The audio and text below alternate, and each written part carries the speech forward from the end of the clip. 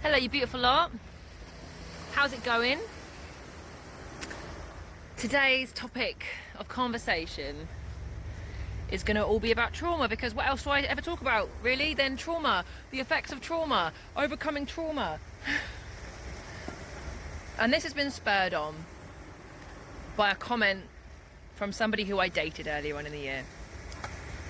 And I thought, actually, do you know what, I really want to talk about this, because I think a lot of people who've gone through significant trauma will really resonate with.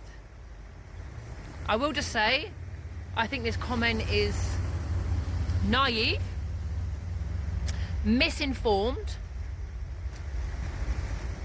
and almost a projection of this person's resistance to going into their own. But as always, do not take my words for gospel. Please also understand that during my conversation, I am likely to be projecting and having some shadow coming forth. So always remember, I am not your guru. I do not have the answers.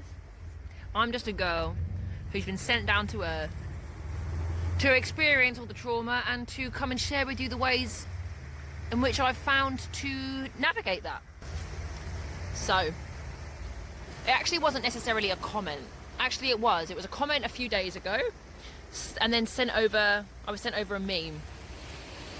And this meme said, some people are so identified by their trauma that they make a whole personality around it. And my immediate reaction to that was a sinking feeling. I felt heavy, I felt shame. And I thought, I felt massively misunderstood. And quite frankly, I thought, you fucking arsehole. How dare you? How rude, how cruel. For those of you who don't know, I chose to come down to earth. I remember making the choice. I remember signing up to at least 10 accounts of sexual abuse before the age of 18. I chose to come down to an extremely dysfunctional family line, and I remember making these choices. My soul was courageous. The people that I was making the choices with, these other souls, when I picked out this timeline, they were like, ooh, telepathically, because there was no mouths and no eyes, just big white beings. Now that might already think, if you're starting to be turned off by that comment right now, I implore you just to remain engaged, because that is a big topic of these channels. It's going to be, we've all made this choice, so how do we embody that in this human experience? Because our souls are courageous as fuck, and our souls make these decisions without the limitations of humanness. But I digress. So I remember signing up to all that bullshit. I remember signing up to all the dysfunction, and I didn't quite realise just how much dysfunction there was going to be, and just how long it was going to take for me to undo those effects. Not without trying. I've been trying to do all of this, but ultimately all of my programming and conditioning drives me towards those who are emotionally unavailable, who are likely to abuse me, who deny aspects of themselves and put the blame onto me. Why? Because that's what I had at childhood. That's my baseline programming. And if you haven't realised it already, specifically for those who are traumatised, who have experienced a lot of impactful trauma during your early developmental years, you may well find that you are drawn into places which re-traumatise you. And it feels like one of the cruelest fates, because you've got all this love, right? Because you know how to love based on doing the exact opposite to what you received, and you want to give that to somebody, and you want to share that, and you want to move into that time, that space, that timeline, that connection with other. But we're likely being drawn to those that can't reciprocate. We're drawn to those that will duplicate what we've already experienced in earlier lives, in our early life. And it actually comes with the it sounds a bit sick. Oh yeah, I'm attracted to people that are like my mum and like my dad. It's actually pure biology, it's science. And And the silver lining all of that is that you get to understand and unpick and unhook all of the limiting, negative parts of your story.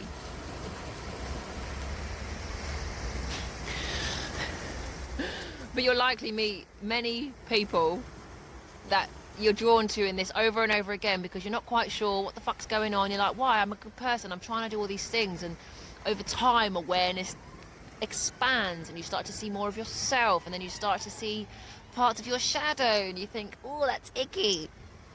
Fucking hell. And it can actually be, and it feels like a bit of a freaking minefield. And at least it has felt that way for me. And it still does. I am still working through layers. But let me tell you, I am not identified with my trauma, and I do not make my identity around trauma. Sure, I'm now producing content on social media which is geared towards those of us who have experienced trauma, but it doesn't mean I am identified with it. I am in close communion with the trauma, but not necessarily close. Yeah, I'm in close communion with the trauma and the patterns and the wounds that were created off the back of that. Why? So I can understand, unhook, rewire, recalibrate. And what I have come to find is that there are people on the path, people you'll find on your path, that may look like and sound like they have navigated through a lot of their traumas. All the while, anytime that you may share, show parts of yours, explain parts of your stories, I've noticed that actually these people are most likely to deflect and be unaccountable. And what I mean by this is, I'm quite happy to go, oh yeah, I really felt a lot of shame in this, and I understand where it comes from, and it's coming up right now for it to be neutralized. Whereas another person, there's a person maybe on the receiving end, is like, it's your fault, I've done nothing wrong, All the while they're saying that actually they've neutralized their traumas. And it's a load of shit. And depending on where you are within your journey, having these moments where people put the blame back onto you, if you're anything like me, and you've had parents do that, and then partners do that, and then the school systems do that, your whole fucking life becomes very easy to go, yes, I'm the problem, I am the issue, let me take all of this on board, let me take all of it in, make it all my problem, so that we can stay in connection. Poppycock. Bollocks. No thanks. Sayonara. See you later. No. You see, for a long time, any time there's been a problem in a connection, I've made it my personal responsibility to fix it. Even if I'm not the one that's broken anything. And I felt like that was a really honourable thing to do. Like, I was the good person because I was able to be accountable, and I was able to humble myself, and yes, I'm the issue and I can see my part to play in this. Here's the thing, you've been traumatised enough, you've been gaslit out of yourself enough, you can find a way to put the fault onto you, even if it is damn near impossible to put the fault onto you, because it doesn't even exist that you did anything wrong. And that is where I got stuck. Continually meeting men and communing with men who are just like my mum and my dad combined. Believing that I'm moving towards healthy companionship, healthy partnership. But I wasn't, because I wasn't giving space for the person to take any accountability. Why? Because conflict avoidant. The conflict needs to go straight away. If there's conflict, it means I'm unloved, I know I'm unsafe. So the best thing for me to do is to take all the accountability so that we can move forward into a false sense of security. Over time, I am sure that my videos will come with a lot more of a structured framework. I'm very aware that a lot of my videos right now, they're raw, they're pure emotion, pure awareness. not very structured. And what I would really like to gift you guys is videos that have some sort of structure so that you can maybe find a way how to use it in your own life. But maybe you like my videos like this. Really, this is therapy for me. This is bringing me into a deep connection with my own voice. It's a great way for me to validate myself. And it's exposure therapy, because I'm exposing some really sensitive and unsavory parts of myself and my story.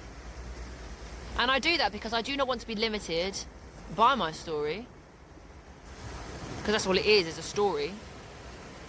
But here's the thing, the body remembers. Oh, unpacking trauma is fucking complex, fucking hard. And if you've got anybody in your life that is making you feel ashamed for the fact that you're still working through and navigating parts of your story and your parts of you are still traumatized, fuck them off. Maybe don't fuck them off. Maybe have a bit of compassion and understanding that actually they might not be able to look that deeply within themselves. And some people will come onto this planet and they will never make the journey inwards because that's just not their path.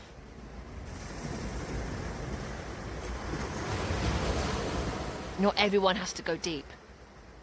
But I tell you now, those of us that have experienced significant trauma, we have chosen to experience it, and there is a way out. And I really hope that I can be a spokesperson for all of us.